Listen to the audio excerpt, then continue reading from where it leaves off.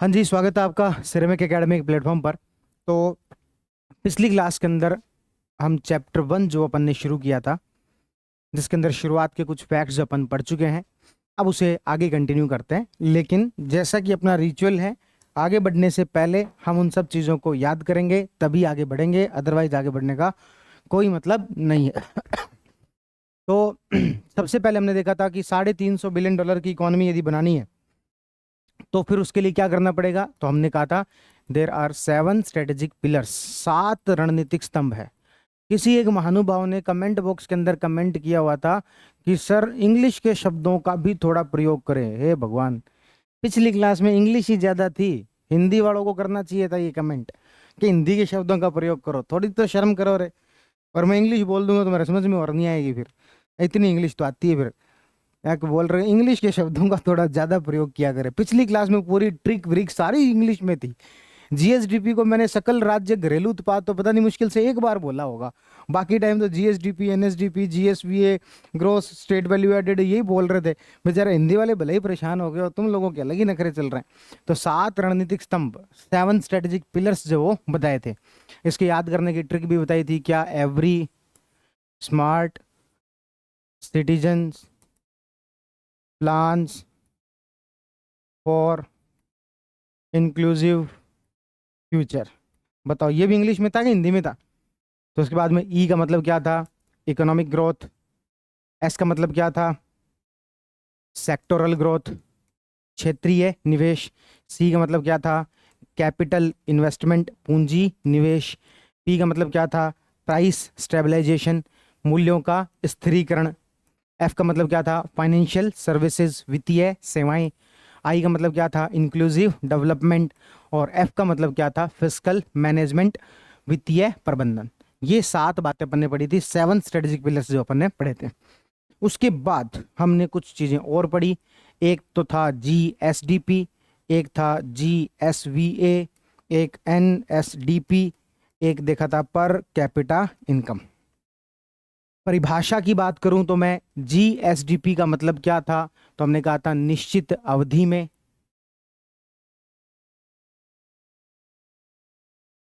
घरेलू सीमा में, वस्तुओं और सेवाओं का अंतिम मूल्य जो है वो क्या कहलाता है आपके?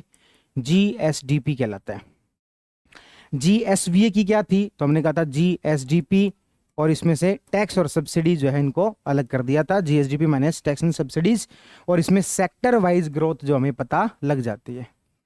उसके बाद एनएसडीपी क्या था? तो जीएसडीपी में से डेप्रिसिएशन जो है उसको क्या कर दो? कम कर दो। पर कैपिटा इनकम ये क्या था? एनएसडीपी को डिवाइड कर दो मिड ईयर पॉपुलेशन से। किससे डिवाइड कर दो? मिड ईयर पॉपुलेशन से। ठीक है। फिर हमने पढ़े थे इनके कुछ फैक्ट्स। क्या फैक्ट्स पढ़े थे? देखते हैं भाई, कोशिश करते हैं याद करने की, जितने याद रह जाए अच्छी बात है, अदरवाइज देख लेंगे कितने क्या थे। हम बात करें स्थिर मूल्यों पर कितनी क्या जीएसडीपी है और इसकी ग्रोथ रेट क्या है, करंट प्राइस पर कितनी क्या है और इसकी ग्रोथ रेट क्या है। हमने यहां इसको रटना शुरू किया था 9, अरे यार ये लाइन एक्स्ट्रा कीजिएगा। हमने यहां पर इसको रटना शुरू किया था 9.06 लाख करोड़। इसको हमने रटा था 8.22। ये हमने पढ़ा था 7.96, लगभग 80 कम, लगभग 25 कम, ऐसा करके कुछ पढ़ा था। तो 9.06, 8.22 और 7.96। फिर हमने बात की थी कि हमारे यहाँ पर कैपिटा इनकम कितनी है। तो हमने कहा था एक बार 96,000 याद कर लो। फिर यदि मैं ग्रोथ रेट की बात करूं, ग्रोथ रेट कितनी पड़ी थी हमने? हमने कहा था इसको तो लगभग 8 के आसपास, 7.82%। इसको 6 के आसपास ही थी ये 8 से थोड़ी ज्यादा थी, तो इसको 8.03% कर दो। ये लगभग 7% के आसपास थी। ठीक है। फिर हम आते हैं करंट प्राइस पर। तो करंट प्राइस पर 17.04। यहां पर आप थोड़ा इसको कम कर दो, यानी कि 15.70 कर दो। यहां पर थोड़ा और कम कर दो, यानी कि 15.25 कर दो। अब ये तो था 96,000, इसमें कितने जोड़ दो? तो आपने कहा था 18,000 जो है वो कितने जोड़ दो? 1,12,000 जो किस पे कर दो, सॉरी अरे सॉरी सॉरी, लगभग डबल करने को कहा था ना, लगभग डबल कितना हो रहा था, 1,92,000, लेकिन आप लोगों ने कहा था 1,85 कर दो। कितना कर दो, 1,85,000। यही सारे फैक्ट्स थे। स्थिर मूल्यों पर 9.06 लाख करोड़, 8.22 लाख करोड़, 7.96 लाख करोड़। पर कैपिटल इनकम कितनी थी, 96,000। प्रतिशत में बात करें 7.82, 6.29, 8। कैसे याद किया था, ये 8, ये 8 से थोड़ा सा ज्यादा, और ये इसका बीच का हो गया, ये 7% हो गया। ये 17.04, थोड़ा कम कर दो, और थोड़ा कम जो वो कर दो। ये इसका लगभग क्या किया था अपन ने, डबल किया था। प्रतिशत की बात करें यहाँ पर ग्रोथ रेट की, तो यहाँ पर 12.02% का था। यहाँ पर हमने कहा था थोड़ा ज्यादा हो जाएगा, 12.23% हो जाएगा। यहाँ पर जो लगभग 10.8% के आसपास था, और ये 7 था, तो ये लगभग कितना कर दो, 11% जो वो कर दो। 12, 12 से थोड़ा ज्यादा, लगभग 11, 11। ठीक है, इस तरीके से याद किया था। इसके साथ साथ हमने यहाँ पर इंडिया का भी याद किया था। इंडिया वाले में कहा था कि 16,000 जोड़ दो तो 1,12,000 आया था, और यहाँ पर क्या कर दो, तो पूरा पूरा 2 लाख कर दो, पूरा पूरा क्या कर दो, 2 लाख। ठीक है, तो यही सारे फैक्ट्स पड़े थे। एक बार मैं इसमें क्रॉस चेक और कर लेता हूँ। यही थे 9.06, 7.96, 8.22, 17.04, 7.82। ठीक है ना, तो यही सारे फैक्ट थे। ठीक है, तो इस तरीके से ये फैक्ट्स जो अपन ने याद किए थे, आपके साथ साथ मुझे भी अच्छे से याद हो गए। ठीक है, चलो उसके बाद एक फैक्ट हमने और पढ़ा था, और वो था GFCF, है ना, ग्रोस फिक्स्ड कैपिटल फॉर्मेशन। क्या, ग्रोस फिक्स्ड कैपिटल फॉर्मेशन, जिसमें हमने कहा था पूरे वर्ष में जो पूंजीगत निर्माण हुआ है, उसमें से जो जिस पूंजीगत वस्तुओं का उपभोग किया गया है उसको क्या कर दो, कम कर दो। तो क्या निकल के आता है, GFCF निकल के आता है। 4,48,061 करोड़ रुपए था। कितना था, 4,48,061 करोड़ रुपए था। GDP की प्रतिशत में बात करें तो ये 29.45% था। और यदि मैं बात करूं कि प्राइवेट सेक्टर का कितना ही योगदान था, तो प्राइवेट सेक्टर का 78 पॉइंट कुछ % जो योगदान था। फिर इसमें हमने ये बात देखी कि इसमें कौन से 5 सेक्टर सर्वाधिक थे। तो हमने कहा था कृपा, आपकी कृपा से सब कुछ हुआ है। C का मतलब यहाँ पर कंस्ट्रक्शन था, R का मतलब रेजिडेंशियल बिल्डिंग था, और PA का मतलब पब्लिक एडमिनिस्ट्रेशन था। उसके बाद में हमने 2 और याद किए थे, मैन्युफैक्चरिंग और मैन्युफैक्चरिंग, रजिस्टर्ड और अनरजिस्टर्ड, रजिस्टर्ड और अनरजिस्टर्ड। हमने 5 का सीक्वेंस जो इसमें याद किया था। लगभग लगभग ये 2 लाख करोड़ के आसपास था, ये 84,000 का जो है वो उस करोड़ के आसपास था। तो इस तरीके से ये हमने पढ़ा था GFCF। इतनी बातें हमने पिछली क्लास में पढ़ी थी, जो कि अपन ने रिवाइज कर ली। अब बढ़ते हैं आगे। क्लियर है यहां तक की बातें सबको? तो अब एक काम करते हैं, ये जो फैक्ट्स थे ना, इसमें जो कुछ रिमेनिंग जो फैक्ट्स बचते हैं, मैंने आपको कहा था कि सारे फैक्ट्स मैं आपको अभी नहीं करवा रहा, ताकि आप बहुत ज्यादा मिक्स नहीं हो जाए चीजें। तो GSDP की यदि मैं फिर से आपको बात बताऊं, GSDP की कुछ बातें मैं आपको बता चुका था। एक, स्थिर मूल्यों पर कितना जो है कंट्रीब्यूशन है, तो 9.06 लाख करोड़।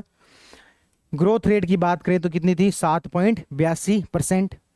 करंट प्राइस पर कितना है, तो 17.04 लाख करोड़। ठीक है, और कितना प्रतिशत कितना था, तो प्रतिशत में हमने कहा था यहां पर 12.02%। यहां तक की बात सब लोगों को क्लियर थी। GSDP के बारे में अपन इतना तो पढ़ ही चुके हैं। अब मैं इस GSDP को एक चीज से कंपेयर करना चाहूंगा, और वो है भारत की GDP कितनी है। ये तुमने देखी, ये तुमने देखी राजस्थान की GDP। अब मैं क्या चेक करूंगा, भारत की GDP कितनी है, और उससे थोड़ा सा इसको क्या करेंगे, कंपेयर करेंगे। इसमें भी वैसे ही 2 चीजों पर आएगा, स्थिर मूल्यों पर और प्रचलित मूल्यों पर। इसमें मैं एक फैक्ट अब और जोड़ने जा रहा हूं, वो है भारत से तुलना।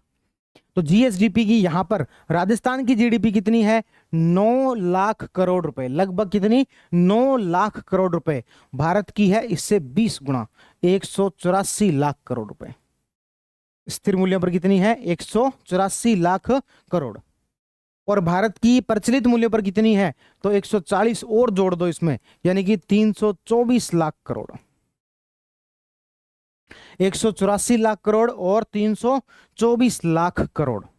अब मैं यदि ये पूछ लूं आपसे कि भारत की तुलना में राजस्थान का योगदान कितना है, भारत की तुलना में राजस्थान का योगदान जो वो कितना है। 2 तरीके हैं, एक तरीका तो यह है कि रफ आइडिया लेके निकाल लो, याद नहीं करना तो, और आपको कि कौन वहां निकालने बैठेगा, भूल जाएंगे, कोई चक्करों में क्यों पड़े, याद ही कर लेते, इससे अच्छा तो वो भी आपके पास तरीका है।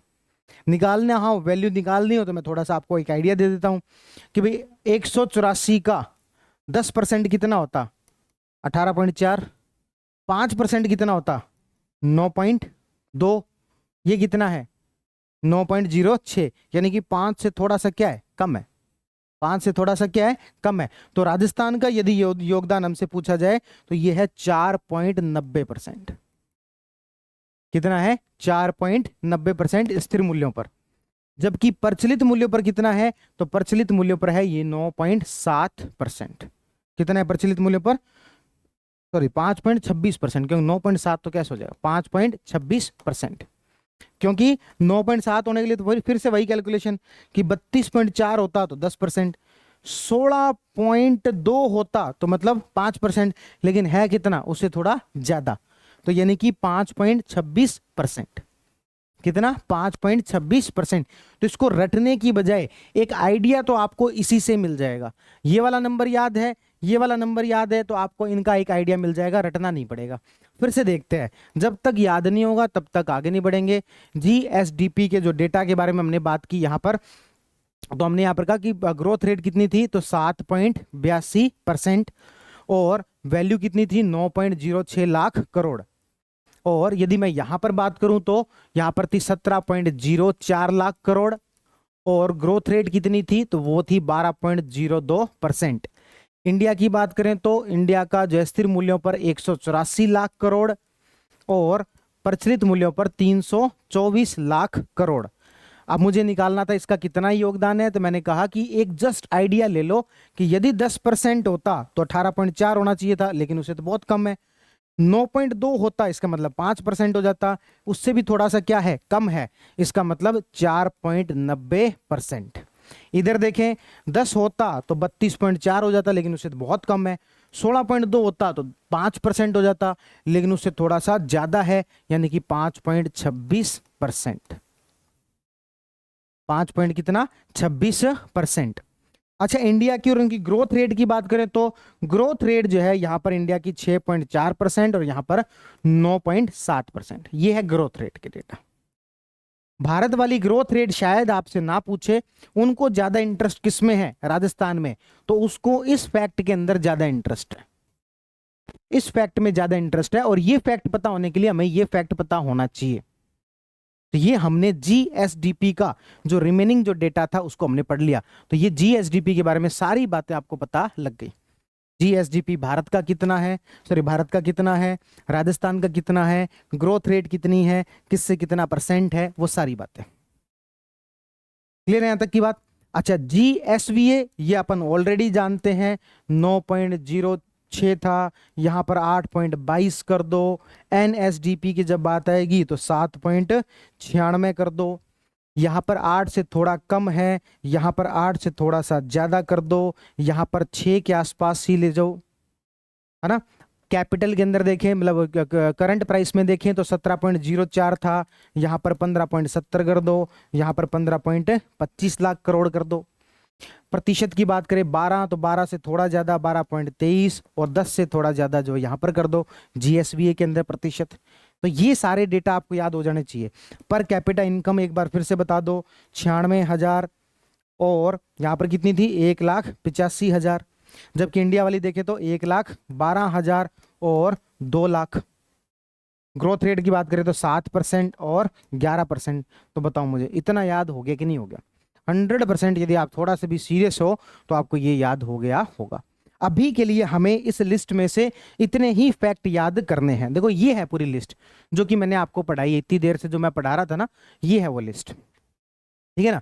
अभी तक का हमें जो लिस्ट में डेटा तैयार करने हैं, तो ये पूरे डेटा हमने तैयार कर लिए, ये पूरे डेटा तैयार कर लिए, ये पूरे डेटा तैयार कर लिए, ये भी पूरे डेटा तैयार कर लिए, ये भी पूरे डेटा तैयार कर लिए।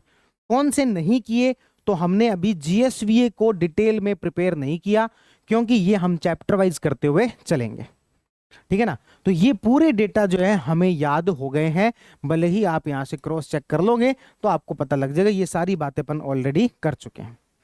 अब एक पॉइंट, एक ऑब्जर्वेशन और आता है, यदि आपसे पूछ लिया जाए कि राजस्थान की जीडीपी में पिछले 5 वर्षों से लगातार वृद्धि हो रही है, राजस्थान की जीडीपी में पिछले 5 वर्षों से लगातार वृद्धि हो रही है। तो आप कहोगे देखो जो स्थिर मूल्य वाला है ना, उसमें लगातार वृद्धि नहीं हो रही, उसमें जिगजैग है। जिगजैग का मतलब क्या हुआ? जिगजैग का मतलब हुआ कि जैसे मान लो लगातार वृद्धि तो ये होता है ना, यदि एक बार भी उतार चढ़ाव आ गया तो ये कैसी वृद्धि होगी? जिगजैग। रास्ता होता है ना, जिगजैग बोलते हैं उसको, उबड़ खाबड़, जिगजैग। तो ये इस प्रकार की वृद्धि है। ये इस प्रकार की कब हुई? कम कब हुई जीडीपी? कम हुई कोरोना टाइम में। कम कब हुई है? कोरोना टाइम में। इसलिए पिछले 5 वर्षों में स्थिर मूल्यों पर यदि हम बात करें तो जो है जीडीपी हमारी जिगजैग रही है, लगातार वृद्धि नहीं रही। एक बार जो बीच में खराब किया था वो किसने किया था? कोरोना ने किया था, बाकी तो लगातार ही रही है। और यदि मैं बात करूं करंट प्राइस पर, तो करंट प्राइस में महंगाई के कारण जो वो इसमें कोई फर्क नहीं पड़ा, वो वृद्धि ही रही। तो लगातार वृद्धि रही है किसमें? करंट प्राइस पर। लेकिन स्थिर मूल्यों पर बात करें तो कैसी वृद्धि रही है? पिछले 5 वर्षों में जिगजैग वृद्धि देखने को मिली है। कैसी वृद्धि देखने को मिली है भाई? जिगजैग वृद्धि देखने को मिली है। तो मैं उम्मीद करता हूं ये सारे डेटा आपको, जीएसवीए, एनएसडीपी, पर कैपिटा इनकम, जीएसवीए, ये सारी बातें आपको याद हो गई होंगी। अब देखो हमने बड़ी मुश्किल से इन सबको याद कर लिया, लेकिन लेकिन लेकिन इस बार जो है सर्वे वालों ने अपने जी के जंजाल को और बढ़ाने के लिए एक फैक्ट और दे दिया है ना। पहले इतने ही फैक्ट होते थे। ये आप ही के स्वागत के लिए है, जो पहली बार एग्जाम दे रहे हो, आप ही का स्वागत किया है सरकार ने नए कुछ फैक्ट्स के साथ। क्या अच्छा इतने याद हो गए? रुको थोड़े और लेके आता हूँ। वो कौन सी मूवी के अंदर के कपड़े धो लिए कि हाँ रुको अभी जूते और लेके आता हूँ, वो भी साफ कर लो, ठीक है।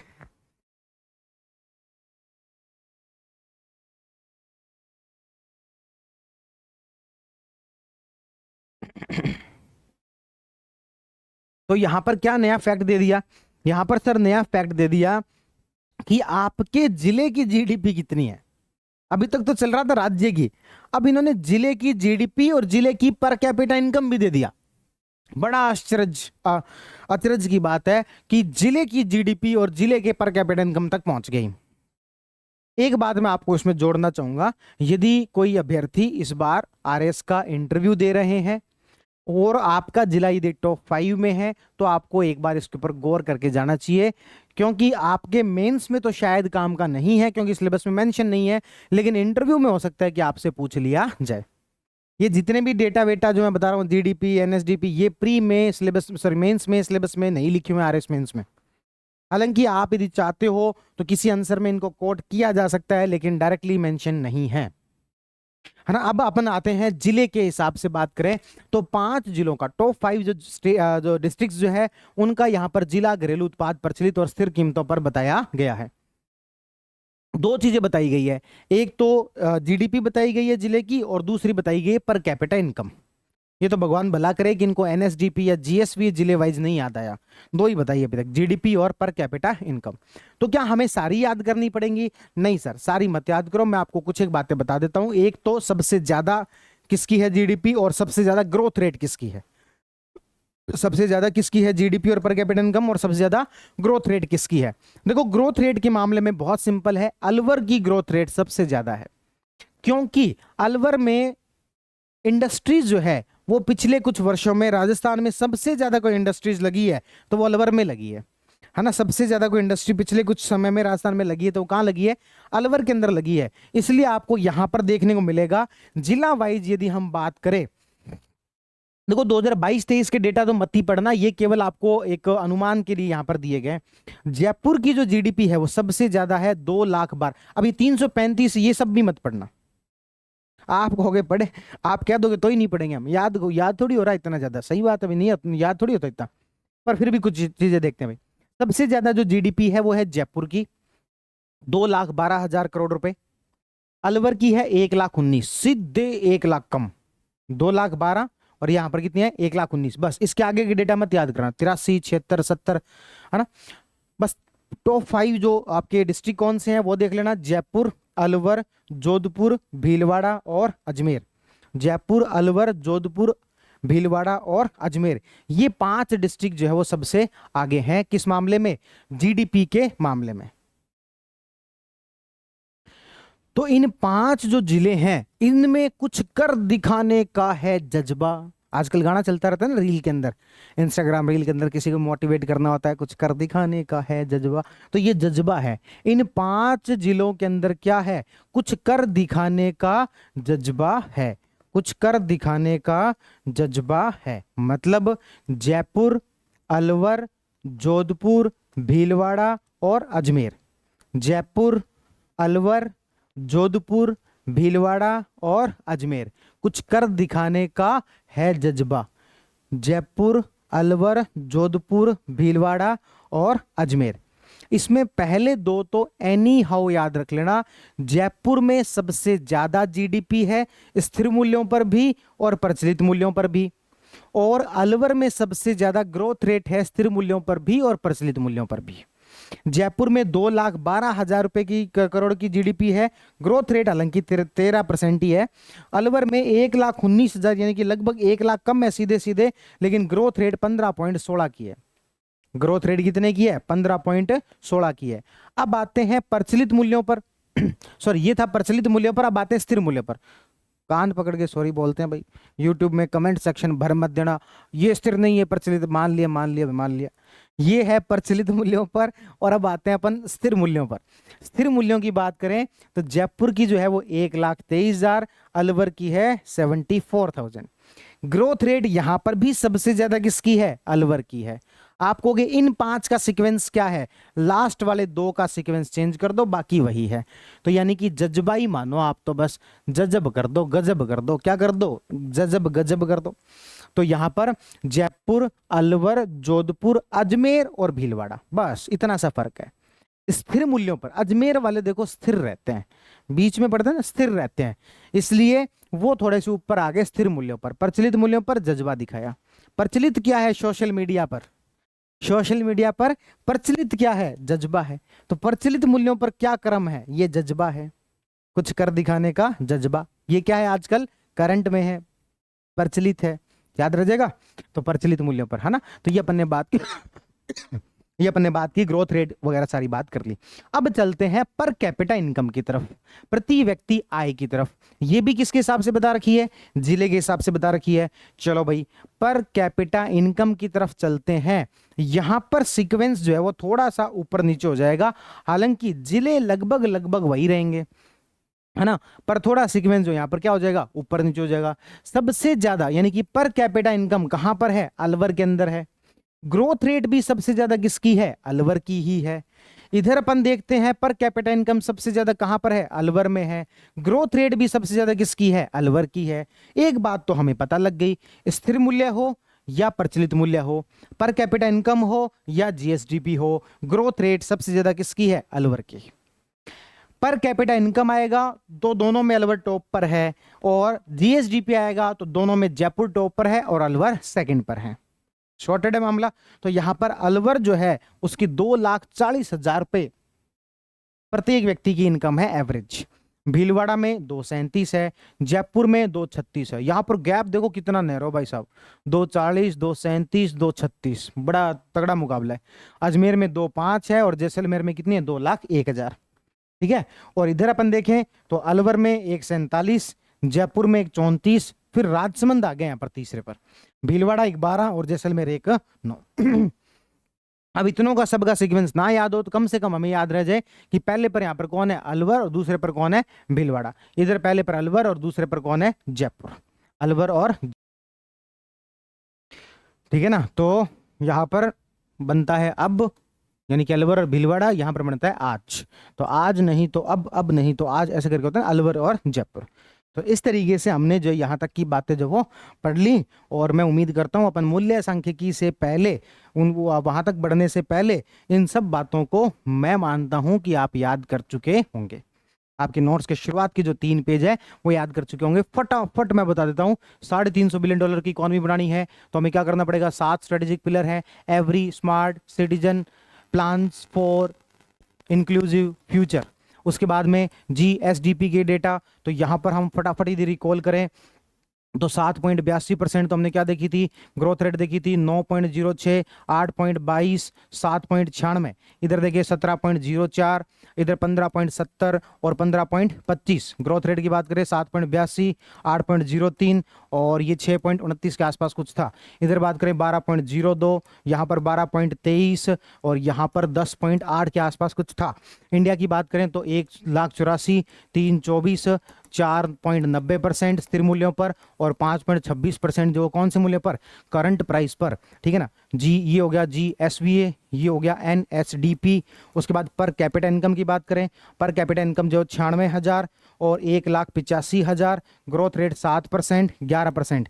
इंडिया की बात करें तो 1,12,000 और यहाँ पर क्या आ जाएगा, 2 लाख। उसके बाद में GSDP के मामले में यदि हम डिस्ट्रिक्ट वाइज चलें तो कुछ कर दिखाने का है जज्बा। कौन से मूल्यों पर, प्रचलित मूल्यों पर। प्रचलित मूल्यों पर मतलब जयपुर, अलवर, जोधपुर, भीलवाड़ा और अजमेर। सबसे ज्यादा ग्रोथ रेट कहाँ पर है, अलवर के अंदर। सबसे ज्यादा प्रचलित मूल्यों पर GDP है किसकी, जयपुर की है। लेकिन यही मैं आपसे पूछ लूं स्थिर मूल्यों पर, तो आपको गजब कर दिया भाई। क्या कर दिया, गजब कर दिया। यानी कि लास्ट वाले दो का क्या हो जाएगा, सीक्वेंस बदल जाएगा। हालांकि ग्रोथ रेट तो अभी भी सबसे ज्यादा किसका है, अलवर का ही है। पर कैपिटा इनकम की बात करूं तो पर कैपिटा इनकम आप कहोगे अलवर जो है दोनों में क्या कर रहा है, टॉप कर रहा है। ग्रोथ रेट में भी अलवर क्या कर रहा है, टॉप कर रहा है। लेकिन स्थिर प्रचलित मूल्यों पर बात करूं तो यहां पर क्या आ जाएगा, भीलवाड़ा अब, और इधर क्या आ जाएगा, आज, यानी कि जयपुर। इसके अलावा एक फैक्ट हमने पढ़ा GFCF जो कि था 4,48,061 करोड़ रुपए। 5 कौन से थे, आपकी ही कृपा से तो सब कुछ हो रहा है, यानी कि कंस्ट्रक्शन, रेजिडेंशियल, पब्लिक एडमिनिस्ट्रेशन। और GDP वाइज 39.45% था। प्राइवेट सेक्टर का योगदान जो वो 78% था। बस इतनी सी तो बातें पड़ी है। बताओ कोई मुश्किल काम है, बिल्कुल ही मुश्किल काम नहीं। अब बढ़ते हैं आगे। हेलो, रिकॉर्डिंग में ये बड़ी दिक्कत रहती है। अच्छा एक तो मैं बता दूं भाई, कई लोग जब मैं प्रीमियर के रूप में वीडियो डालता हूँ यूट्यूब पर, कई लोग आके कमेंट बॉक्स में करते और नहीं नहीं ये रिकॉर्डेड वीडियो। अरे भैया आपने कोई बड़ा खुलासा नहीं कर दिया। मैं आपको बता दूं कि यूट्यूब पर जब लाइव चलता है तो लाइव दिखता है, और को रिकॉर्डेड वीडियो को धीरे धीरे जो अपन इस तरीके से प्ले करवाते हैं उसको प्रीमियर बोलते हैं। तो जब भी प्रीमियर लिखा हुआ है इसका मतलब रिकॉर्डेड वीडियो है, लेकिन उस तरीके से चलाया जा रहा है कि एक साथ सीधे अपलोड नहीं की। तो बड़ा कोई खुलासा नहीं हो जाता सर। ये प्रीमियर के रूप में क्यों डालते हैं, डालते इसलिए ताकि व्यूज ज्यादा आते हैं, उसमें लगातार चलते रहती है तो व्यूज ज्यादा आते हैं। आप लोग एक बार क्लिक कर दिया फिर बाहर जाके फिर वापस आ जाते हो, 2 व्यू काउंट हो जाते हैं, बस व्यूज की भूख है, उसके अलावा कुछ नहीं है। बाकी तो सीधे डाल दो, भले अपलोड कर दो। कुछ ये सब जो है व्यूज के लिए चक्कर में पता नहीं क्या क्या करना पड़ता है। तो ये ये हम व्यूज के चक्कर में करते हैं। बाकी कोई लेना देना नहीं है, सीधे डाल दो, भले अपलोड कर दो। मैं तो कहता हूँ इन टीम को, बट टीम वाले मानते नहीं है। ये कहते हैं कुछ हमारी भी मान लिया करो। तो इस तरीके से प्रीमियर के रूप में वो चैट बॉक्स में कुछ कमेंट करने से इसका आंसर ये बता दो, कुछ नहीं होगा, क्योंकि वो रिकॉर्डेड है। हालांकि एक फायदा होता है, आप यदि कमेंट बॉक्स में कुछ डालते हो, मैं अगली क्लास में जाने से पहले पिछली क्लास के कमेंट देख के आता हूँ, ताकि कोई क्वेश्चन वगैरह तो नहीं पूछा हुआ, उस तरीके से चीज़ें देख के आते हैं। तो बात शुरुआत ये हुई थी रिकॉर्डेड क्लास में, ये बड़ा डर रहता है कि यहाँ बात बंद तो नहीं होगी चलते चलते। लाइव में हो जाए तो आप लोग तभी जो यूट्यूब के सिस्टम को हिला के छोड़ दो, लेकिन रिकॉर्डेड में ये दिक्कत रहती है। चलो आगे बढ़ते हैं यार, बातें नहीं करेंगे, बातें मत करवाया करो एक तो। अब हम बात करेंगे मूल्य सांख्यिकी की।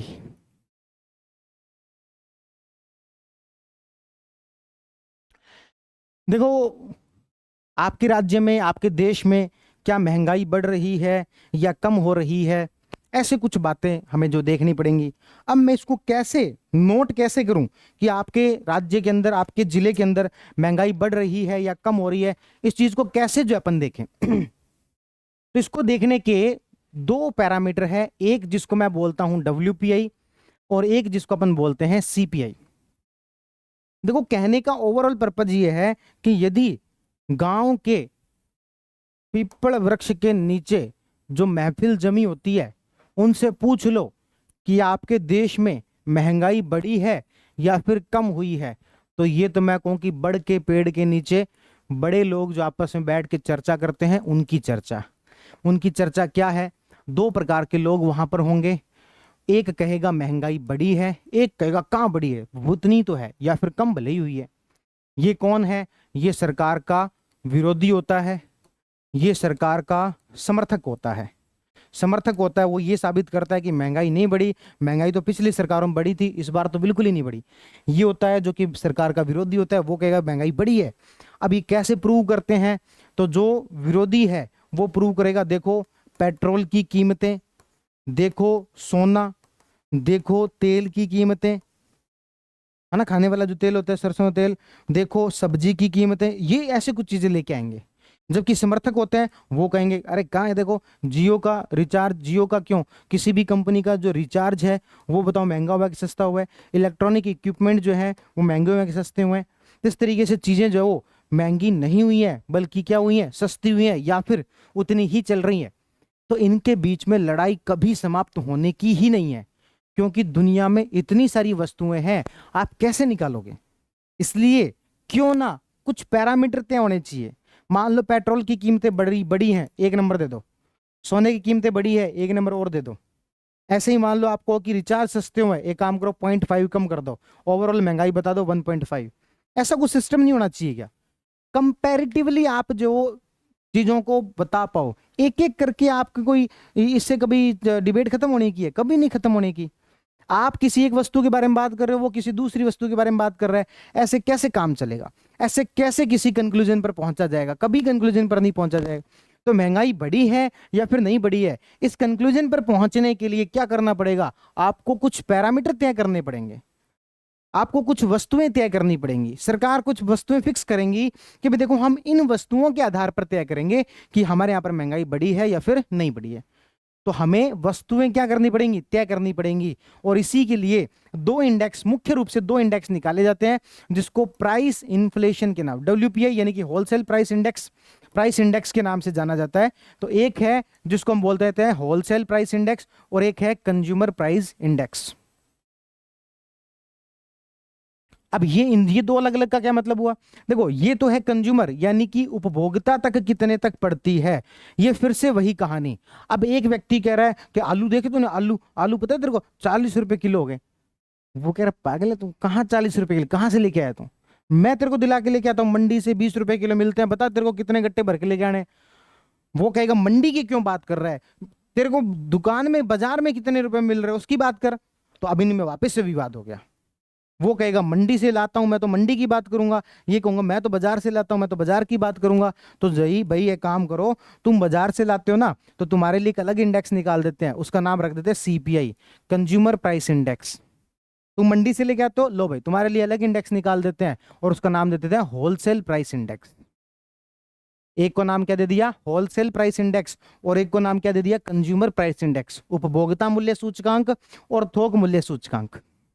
बात क्लियर है यहां तक कि ये, इससे आपको पता लग गया कि होलसेल प्राइस इंडेक्स की बात चल रही है, यानी कि इसमें वस्तुओं का मूल्य किसके ऊपर लिया जाएगा, होलसेल के ऊपर क्या मूल्य है उसके आधार पर चीजें निकाली जाएंगी। अब ये जो होलसेल प्राइस इंडेक्स है, क्या रोज का रोज निकालें, क्या आज मंडी में क्या कितने दाम बिके, नहीं, महीने में निकाल लो एक बार, मासिक आधार पर, मंथली।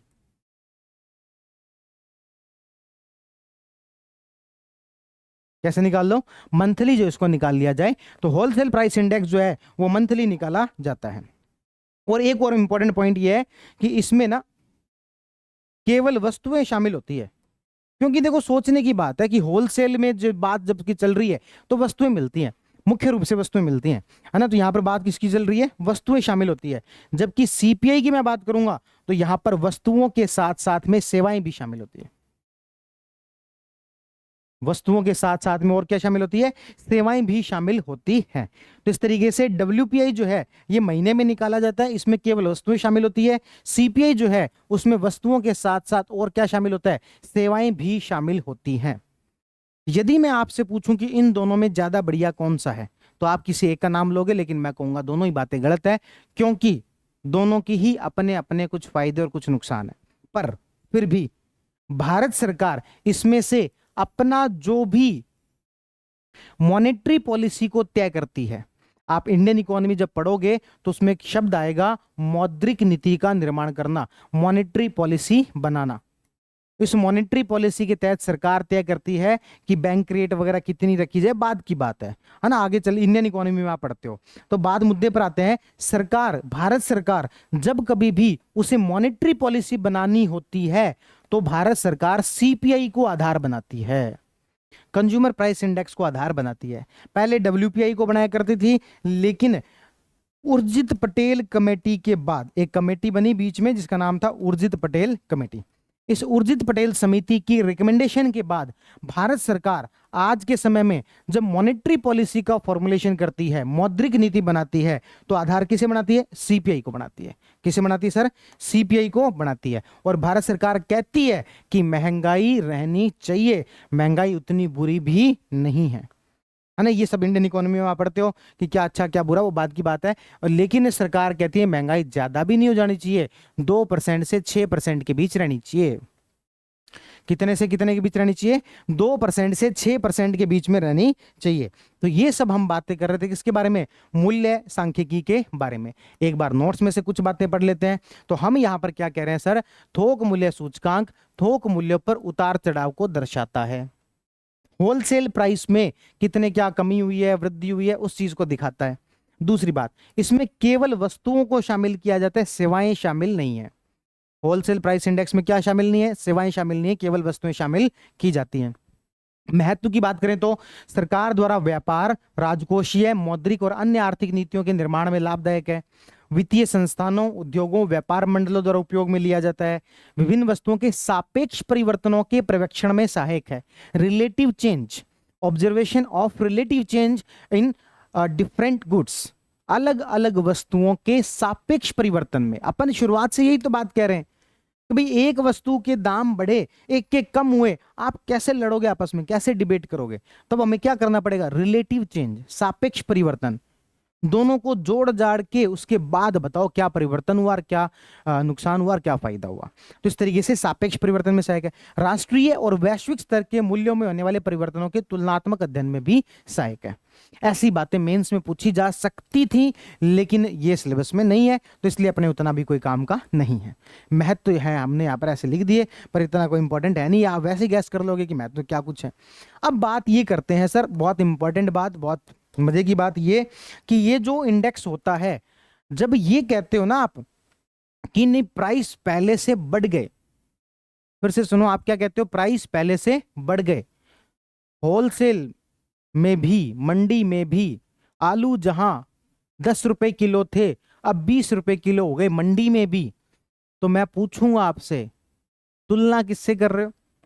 हो तो 20 गए, लेकिन आपने क्या कहा? 10 रुपए किलो थे। 10 ये कब का लिया? आपको कि 2 साल पहले का। मैं कहूं 2 साल पहले का क्यों लिया? 3 का भी ले सकते थे, 1 का भी ले सकते थे, 5 का भी ले सकते थे। तुम्हारी लड़ाई तो वैसे की वैसे रहनी है। तुम अभी भी बढ़ के पेड़ के नीचे बैठ के लड़ोगे ही लड़ोगे। वो जो तुलना करेगा 2 साल से, वो करेगा 4 साल से, एक करेगा 8 साल से, वो कहेगा 8 साल पहले सोने के दाम ये थे, वो कहेगा हमने घी 1 रुपए किलो में खरीदा हुआ है। तो इस तरीके की बातें करेंगे। तो हम पहले तय कर लेते हैं कि तुलना किस चीज से करोगे।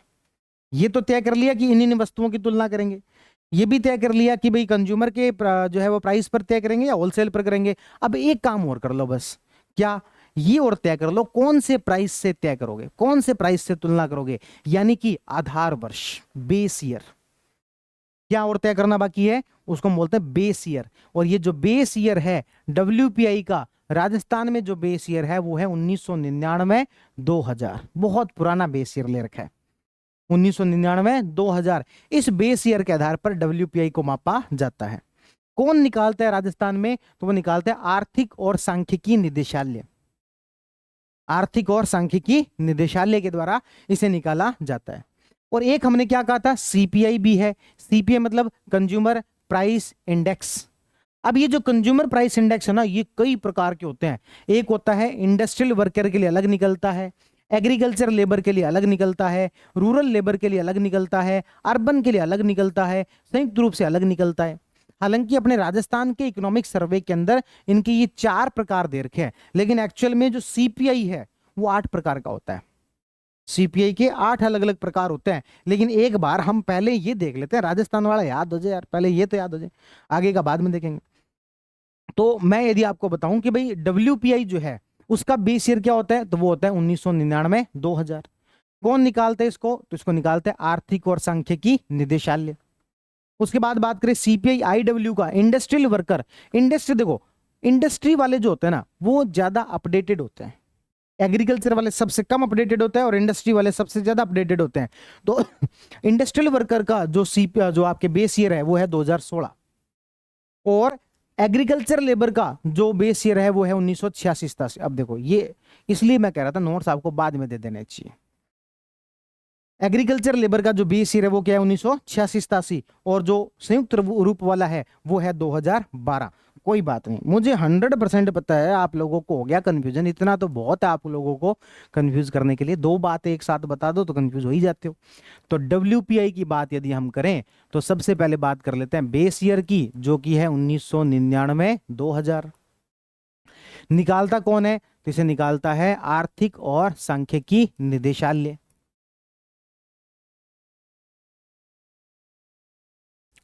सीपीआई जो है उसके कई सारे रूप होते हैं। एक होता है सीपीआई आईडब्ल्यू, इंडस्ट्रियल वर्कर। इसका जो बेस ईयर है, मैं कह रहा हूं कि इंडस्ट्री सबसे ज्यादा अपडेटेड होती है तो 2016 है। एक सीपीआई एएल होता है, एग्रीकल्चर लेबर। एग्रीकल्चर सबसे ज्यादा पिछड़ी हुई होती है तो इसका पुराना है सबसे 1986-87। एक होता है सीपीआई आर यानी कि रूरल, और एक होता है आपके सीपीआई अर्बन प्लस रूरल संयुक्त रूप से, इसका जो है वो 2012 है। ये जो तीन है इसको निकालने का काम श्रम ब्यूरो, लेबर ब्यूरो के द्वारा किया जाता है। ये लेबर ब्यूरो पहले शिमला में हुआ करता था, आजकल जो है ये लेबर ब्यूरो कहां पर है? चंडीगढ़ में। लेबर ब्यूरो का ऑफिस जो है वो कहां शिफ्ट कर दिया? चंडीगढ़ में शिफ्ट कर दिया। तो इन तीनों को निकालने का काम किसका है? श्रम ब्यूरो चंडीगढ़ का। इसको निकालने का काम किसका है? आर्थिक और सांख्यिकी निदेशालय का। और इसको निकालने का जो काम है वो किसका है? NSO, national statistics office. Bharat सरकार का दो अलग अलग ऑफिस हुआ करते थे, एक का नाम था एनएसएसओ और एक का नाम था सीएसओ। दोनों को मर्ज करके राष्ट्रीय सांख्यिकी ऑफिस जो बना दिया, एनएसओ बना दिया। और ये किसके द्वारा निकाला जाता है? एनएसओ के द्वारा निकाला जाता है। किसके द्वारा निकाला जाता है? एनएसओ के द्वारा निकाला जाता है। तो ये इतनी बातें, कौन सा जो है महंगाई वाला इंडेक्स कौन निकालता है और इसका बेस ईयर कितना क्या है, इतनी बातें जो आपको अभी तक की समझ में आ ही गई होंगी। तो अब अपन इसको एक एक करके पूरे को दोबारा जो वो पढ़ेंगे। ये तो हमने एक ओवरव्यू ले लिया है ना। तो डब्ल्यूपीआई यहाँ पर रूरल लेबर, भाई ये जो श्रम ब्यूरो है ना ये लेबर वाले के तो निकालता है ना। ये रूरल का लेबर, एग्रीकल्चर का लेबर और इंडस्ट्रियल का लेबर, या फिर कहें वर्कर, तो एक ही बात है। वर्कर, लेबर, लेबर कौन निकालेगा? लेबर ब्यूरो निकालेगा, है ना। बाकी अर्बन का, रूरल का अलग, अर्बन का अलग, ये सब कौन निकालता है? तो ये एनएसओ कहो या फिर एक संस्था है सीएसओ, उसके द्वारा जो निकाला जाता है ना। और डब्ल्यूपीआई ये सब अपन ने देख लिया। अब बात करते हैं एक एक की। तो सबसे पहले हम बात करते हैं डब्ल्यूपीआई की, होलसेल प्राइस इंडेक्स। ये सारी चीजें मैं आपको रटवा दूंगा, आपको डिटेल में समझा दूंगा, इवन जितना आपके सर्वे में दिया हुआ है उससे ज्यादा मैं आपको जो करवा दूंगा। तो सबसे पहले मैं बात करता हूं डब्ल्यूपीआई की। डब्ल्यूपीआई का आधार वर्ष क्या है? 1999 2000। कब निकाला जाता है? मासिक आधार पर, मंथली। कौन निकालता है? तो आर्थिक और सांख्यिकी निदेशालय। ये बात चल रही है राजस्थान के रेफरेंस में। भारत के रेफरेंस में बात करेंगे तो संस्थाएं, डेटा कुछ अलग होंगे। भारत में डीपीआईआईटी करके का वो निकालता है टोटल वस्तुएं कितनी हैं, तो 154, 154 goods are there in wholesale price index. इसमें से जो 75 वस्तुएं हैं वो तो हैं आपके प्राइमरी प्रोडक्ट्स।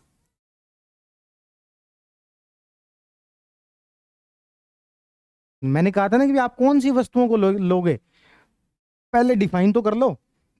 कहीं पता लगे वो बिस्किट की बात कर रहा है, तुम घी की बात कर रहे हो। 69 वस्तुएं मैन्युफैक्चरिंग गुड्स,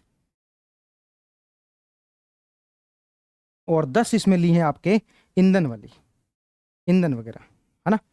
इनको भी वेटेज दिया है। कोई व्यक्ति कहे कि नहीं यार बिस्कुट जो 2 गुना हो गए, रेट उनका 2 गुना हो गया, कोई कहे पेट्रोल का रेट 2 गुना हो गया, क्या दोनों को कंपेयर किया जा सकता है? अपन कहेंगे नहीं, क्योंकि बिस्किट एक तरीके से जरूरी नहीं है खाना, लेकिन जो पेट्रोल जो है खाना नहीं, पीना भी जरूरी नहीं है, पर गाड़ी चलाने के लिए जरूरी है। यानी कि दो ऐसी वस्तुओं को जिसकी आवश्यकता आपस में बराबर नहीं है, उनको आप सीधे सीधे बराबर नहीं नाप सकते, इसलिए इनका एक अलग अलग वेटेज होना चाहिए।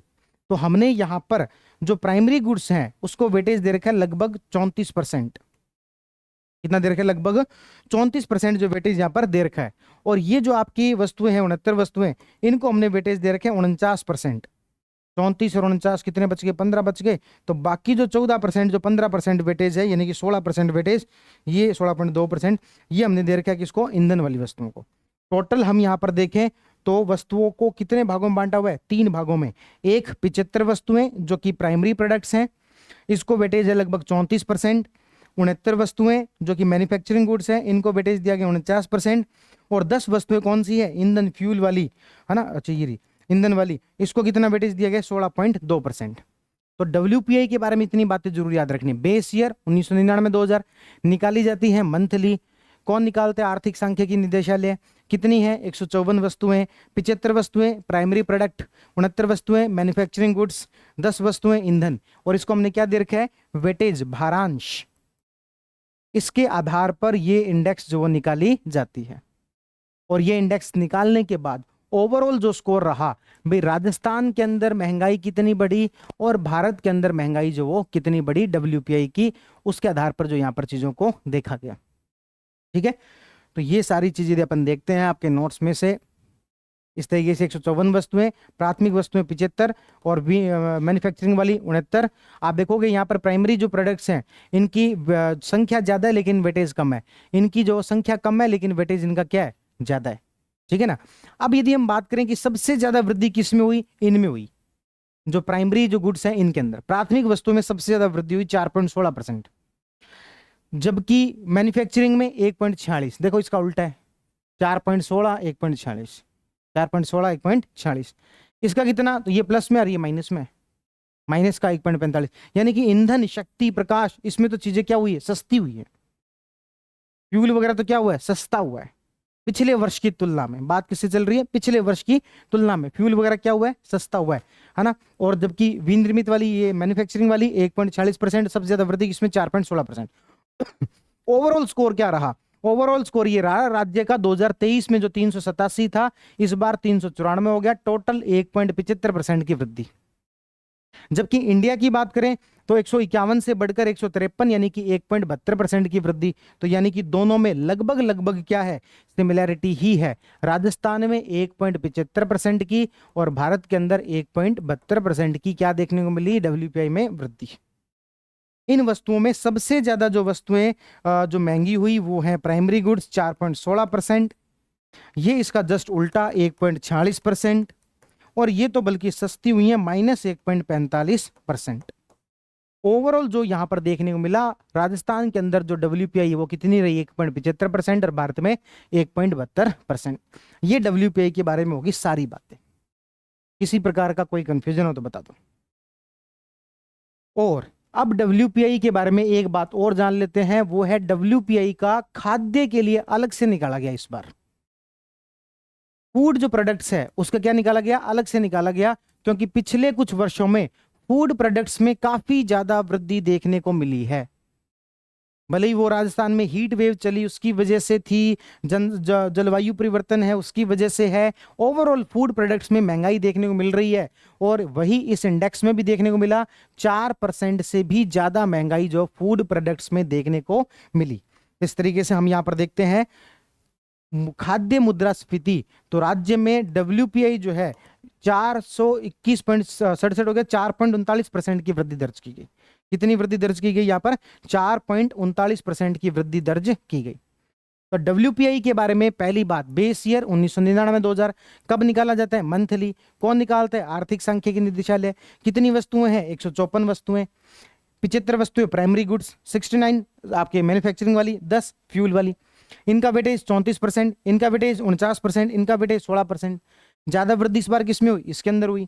इसमें इसका उल्टा हो गया, इसमें तो बल्कि कमी हुई। ओवरऑल 1.75% की वृद्धि, भारत में 1.72% की, लेकिन खाद्य वाले के अंदर 4.39% की। कितने की? 4.39% की। बात क्लियर है यहां तक की? अब मैं चलता हूं सीपीआई पर। ये तो हो गया डब्ल्यूपीआई के बारे में। अब मैं चलता हूं सीपीआई पर, जिसको मैं जानता हूं कंज्यूमर प्राइस इंडेक्स के नाम से। किस नाम से जानता हूं? कंज्यूमर प्राइस इंडेक्स के नाम से, उपभोक्ता मूल्य सूचकांक। देखो ये भाई दुनिया भर के निकाले जाते हैं, मैं आपको बता रहा हूं। आपके सर्वे में कम लिख के दिए हैं, आप कहोगे तो मैं बाकी भी बता दूंगा, पर सर्वे में आपके 4 लिख के दिए गए हैं। एक जिसको हम सीपीआई आईडब्ल्यू के नाम से जानते हैं, एक जिसको हम सीपीआई एएल के नाम से जानते हैं, एक जिसको हम सीपीआई आरएल के नाम से जानते हैं, और एक जिसको हम सीपीआई यू यानी कि यू प्लस आर संयुक्त रूप से जानते हैं। इसका जो बेस ईयर है वो इंडस्ट्री सबसे ज्यादा स्ट्रॉन्ग मतलब कि अपडेटेड रहती है, तो इसका बेस ईयर है 2016। एग्रीकल्चर सबसे पिछड़ी रहती है, बेस ईयर है 1986-87। रूरल वाला जो है इसका जो बेस ईयर है वो है 2012, और इसका जो बेस ईयर है वो भी क्या है? 2012। इसमें लेबर आ गया, इसमें लेबर आ गया, इसमें भी एक तरीके से लेबर आ गया। इन तीनों को कौन निकालता है? इन तीनों को निकाला जाता है आपके श्रम ब्यूरो के द्वारा, जो कि कहां पर है? जो कि है चंडीगढ़ के अंदर। और इसे किसके द्वारा निकाला जाएगा? इसे एनएसओ या फिर कह लो सीएसओ के द्वारा निकाला जाता है। अब यदि मैं इसमें बात करूं इस आईडब्ल्यू के बारे में, इंडस्ट्रियल वर्कर, इसमें से अब अपन एक को हाईलाइट कर लेते हैं, किसे? सीपीआई आईडब्ल्यू को। इस सीपीआई आईडब्ल्यू को मैं बात करूं तो पूरे भारत में 88 केंद्र लिए जाते हैं, जो थोड़े इंडस्ट्रियल के हिसाब से थोड़े से फेमस हैं। ऐसे 88 केंद्र लिए जाते हैं। कितने केंद्र लिए जाते हैं? 88, 88। उसमें से 3 केंद्र राजस्थान से लिए जाते हैं। राजस्थान से 3 केंद्र लिए जाते हैं। इन 3 केंद्रों से क्या पता करने की कोशिश की जाती है? तो इन 3 केंद्रों से पता करने की कोशिश की जाती है कि आपकी जेब पर कितना क्या फर्क पड़ता है महंगाई का, आपकी जेब पर। जेब पर मतलब कि ये 3 सेंटर है, जयपुर, अलवर और भीलवाड़ा। जयपुर, अलवर और भीलवाड़ा। पहले यहां पर एक ही जगह पर अजमेर हुआ करता था, लेकिन आपको पता है भले ही वो जीडीपी हो, भले ही वो पर कैपिटा इनकम हो, आजकल कौन आगे बढ़ रहा है? अलवर। पहले अजमेर था, लेकिन आजकल कौन है? अलवर। और ये कोई इत्तेफाक नहीं है कि जो हमने देखा था जज्बा, कुछ कर दिखाने का जज्बा, तो वो जे का जयपुर, ए का अलवर और बी का भीलवाड़ा, यही 3 क्षेत्र थे शुरुआत के 5 में, जहां पर कि इंडस्ट्रियल डेवलपमेंट अच्छा हुआ है, उनकी जीडीपी भी अच्छी है, और उनका जो पर कैपिटा इनकम है वो भी अच्छा था। तो कितने केंद्र हैं भारत भर में? 88। उसमें से 3 केंद्र कहां पर है? राजस्थान में। कौन कौन से? जयपुर है, अलवर है और भीलवाड़ा है। अब एक बात का और ध्यान रखना, थोड़ी सी टेक्निकल बात है लेकिन ध्यान रखना, वो ये है कि भाई भारत सरकार, आपको पता है कि भाई समय समय पर कर्मचारियों के सैलरी बढ़ाती रहती है, सामान्यतः डियरनेस अलाउंस के रूप में, जिसको हम महंगाई भत्ता कह देते हैं। क्या कह देते हैं? महंगाई भत्ता या डियरनेस अलाउंस बोल देते हैं। कर्मचारियों की सैलरी बढ़ाती रहती है, और जो कोई प्राइवेट सेक्टर में काम करते हैं उनके लिए मिनिमम वेज कितना होना चाहिए, इसके क्राइटेरिया को बढ़ाती रहती है। केंद्र सरकार क्या करती रहती है? समय समय पर लोगों की सैलरी बढ़ाती रहती है, जिसको अपन डियरनेस अलाउंस से महंगाई भत्ता के नाम जानते हैं, और प्राइवेट सेक्टर में मिनिमम वेजेस कितनी क्या होनी चाहिए उसमें उसको बढ़ाती रहती है। क्यों बढ़ाती रहती है? क्योंकि सर महंगाई बढ़ रही है ओवरऑल। क्या बढ़ रही है? ओवरऑल महंगाई बढ़ रही है। कितनी महंगाई बढ़ रही है? कितनी महंगाई बढ़ रही है? आप कहोगे डब्ल्यूपीआई का अलग है, सीपीआई आईडब्ल्यू का अलग है, एएल का अलग है, आरएल का अलग है, कौन सी बताऊं? महंगाई भत्ते को मापने के लिए महंगाई भत्ता कितना बढ़ना चाहिए, इसके लिए बेस किसको बनाया जाता है? सीपीआई आईडब्ल्यू को।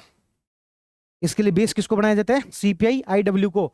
ध्यान रखना, भारत सरकार के द्वारा महंगाई भत्ता जो दिया जाता है वो सीपीआई आईडब्ल्यू के बेसिस पर दिया जाता है। इस महंगाई भत्ते के लिए एक और शब्द यूज भी होता है जिसको इंडेक्सेशन कहते हैं। It is used for indexation. महंगाई भत्ते का जो है वो इसी के आधार पर जो दिया जाता है। तो ये हमने बात की किसके बारे में, सीपीआई के बारे में। क्या इतनी बात सबको क्लियर है क्या? तो ये हम बात कर रहे हैं उपभोक्ता मूल्य सूचकांक। उपभोक्ता मूल्य सूचकांक उपभोक्ताओं के क्रय मूल्य पर आधारित होता है, ऑलरेडी बात कर चुके। उर्जित पटेल समिति की सिफारिशों के बाद भारत सरकार इस सूचकांक का प्रयोग करती है। किस बात के अंदर? इस सूचकांक का प्रयोग मौद्रिक समिति के निर्माण में करती है। किसमें करती है? मौद्रिक नीति के निर्माण के समय में करती है। इसमें वस्तुएं और सेवाएं दोनों शामिल होती है। ये 4 प्रकार का होता है। ये सारी बातें अपन कर चुके हैं। अब हमने इसे डिटेल में किसे लिया है? सीपीआई आईडब्ल्यू को। सीपीआई आईडब्ल्यू के बारे में देश भर के कितने 88, और इसका प्रयोग किसमें करते हैं? महंगाई भत्ते डीएनएस अलाउंस के लिए निर्धारण के लिए किया जाता है। राजस्थान में कितने केंद्र हैं? 3, जयपुर, अलवर और भीलवाड़ा।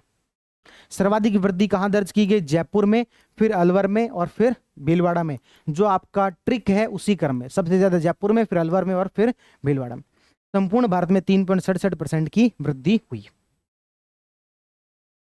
तो ये हम यदि इस चैप्टर को, चैप्टर नंबर 1 को हम 3 भागों में बांट दें, तो पहले भाग के अंदर हम GSDP, जीएसवीए, NSDP, GFCF, per capita income, इन सब डेटा को ध्यान में रखते हैं। दूसरे के अंदर हम मूल्य सूचकांक को ध्यान में रखते हैं।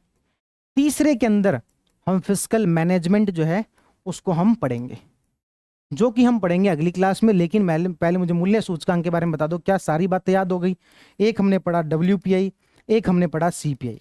डब्ल्यूपीआई का बेस ईयर 1999 2000।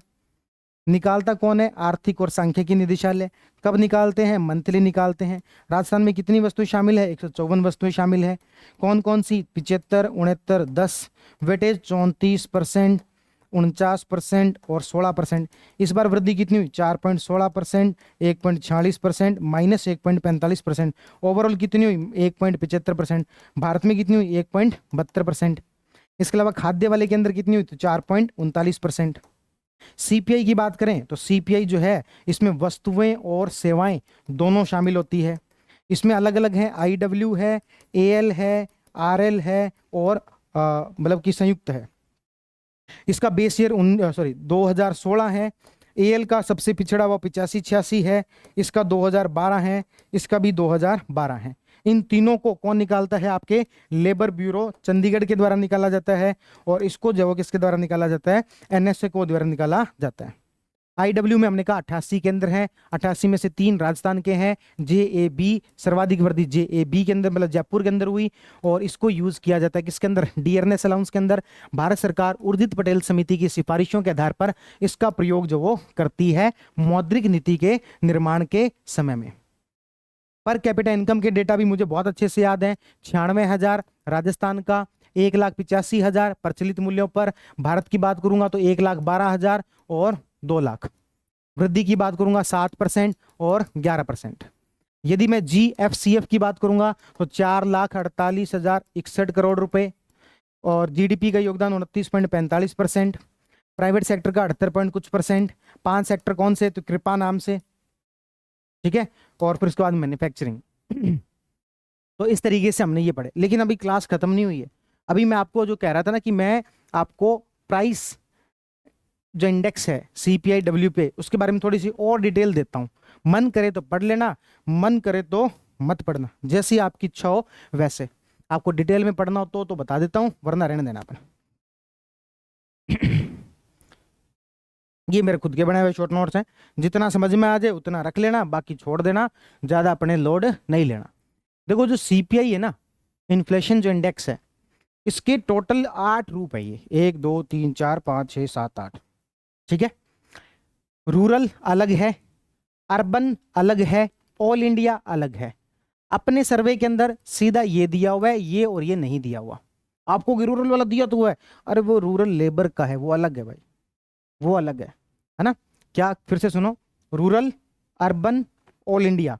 और एक होता है कंज्यूमर फूड प्राइस इंडेक्स। जैसे अपन ने डब्ल्यूपीआई का फूड प्राइस अलग से देखा ना, वैसे यहां पर भी एक अलग से होता है सीपीआई का फूड का। इन चारों का बेस ईयर 2012 है। इन चारों को एनएसए निकालता है। रूरल, अर्बन, ऑल इंडिया और consumer food price index. Rural का अलग, अर्बन का अलग, दोनों को जोड़ दिया, रूरल प्लस अर्बन हो गया। और एक ये वाला, इन चारों का बेस ईयर जो 2012 है, इन चारों को एनएसओ निकालता है। फिर उसके बाद में लेबर वाला, industrial labour, rural labour, agriculture labour, इनको निकालने का काम है लेबर ब्यूरो का, जो कि पहले शिमला में था, आजकल कहाँ है, चंडीगढ़ में। आजकल कहाँ हो गया ये, चंडीगढ़ में। इंडस्ट्रियल वाले का बेस ईयर 2016 है, एग्रीकल्चर वाले का बेस ईयर जो वो 1986 है। ठीक है ना। तो ये 8 प्रकार के होते हैं। अब इसके भी और डिटेल में हम नहीं जाएंगे, कितनी क्या वस्तुओं का यूज होता है, कितना क्या भारांश होता है। बस एक बात मैं आपको बता दूं, हमने अभी थोड़ी देर पहले बात की, यदि महंगाई भत्ता निकालना है, महंगाई भत्ता सरकार को देना है, तो किसका यूज करती है वो, आईडब्ल्यू का। किसका यूज करती है, आईडब्ल्यू का। ठीक है ना। तो ये थोड़ा सा जो आप ध्यान रखना। और यदि मिनिमम वेज का जो है आपको कैलकुलेशन करना है, तो इसका यूज किया जाता है वेज रेट का। प्राइवेट सेक्टर में हो या निजी क्षेत्र के अंदर हो, महंगाई भत्ते का करना है तो इसका करते हैं आईडब्ल्यू का, और मिनिमम वेज के लिए निकालना होता है तो वेज रेट का करते हैं। तो ये मैंने आपको एक्स्ट्रा कुछ बातें बता दी जो कि आपकी उतनी ज्यादा काम की नहीं है। ठीक है ना। बस इतना ध्यान रखना, ये 8 प्रकार का होता है, इसमें ऐसा कोई कंफ्यूज होने जैसा नहीं है। ठीक है। ये पूरा हमारे जो काम की बातें थी वो सारी अपन ने कर ली। तो ये सीपीआई क्या होता है, सीपीआई आईडब्ल्यू क्या होता है, वो सारी बातें। अब अगली क्लास के अंदर हम जो पढ़ेंगे उस टॉपिक का नाम है, जो कि पहले ही चैप्टर में है। पहले ये चैप्टर नंबर हुआ करता था 10, चैप्टर नंबर 10 में दिया जाता था। पिछले सर्वे तक चैप्टर नंबर 1 में 2 ही बातें होती थी, एक तो जीडीपी वाले डेटा और एक महंगाई वाले डेटा, जो कि दोनों अपन पढ़ चुके हैं, इसलिए 2 क्लासेस का काम होता था। लेकिन इस बार जो है चैप्टर 1 3 क्लासेस का काम है, क्योंकि फिजिकल मैनेजमेंट पूरा पढ़ना है। फिजिकल मैनेजमेंट अगली क्लास में पढ़ेंगे। अब मैं एक बात आपको और बता दूं कि हमने क्लास नंबर 1 क्लास नंबर 2 ये जो दोनों देखी है, प्री के लिए मेंस के लिए दोनों ही उतनी काम की नहीं है। मेंस के लिए जो काम की है वो रहेगी क्लास नंबर 3, क्योंकि वो फिजिकल मैनेजमेंट है और आपके सिलेबस में सीधे सीधे फिजिकल मैनेजमेंट जो दिया हुआ है। ठीक है। तो अगली क्लास में हम पढ़ेंगे राजकोषीय प्रबंधन के बारे में। पहली 2 क्लास में हमने जीडीपी और महंगाई वाले जो डेटा है उसको याद किया। अगली बार फिर से आते ही उसको रिवाइज करेंगे, फिर आगे बढ़ेंगे। आप सभी का बहुत बहुत धन्यवाद। मिलते हैं अगली क्लास में। धन्यवाद।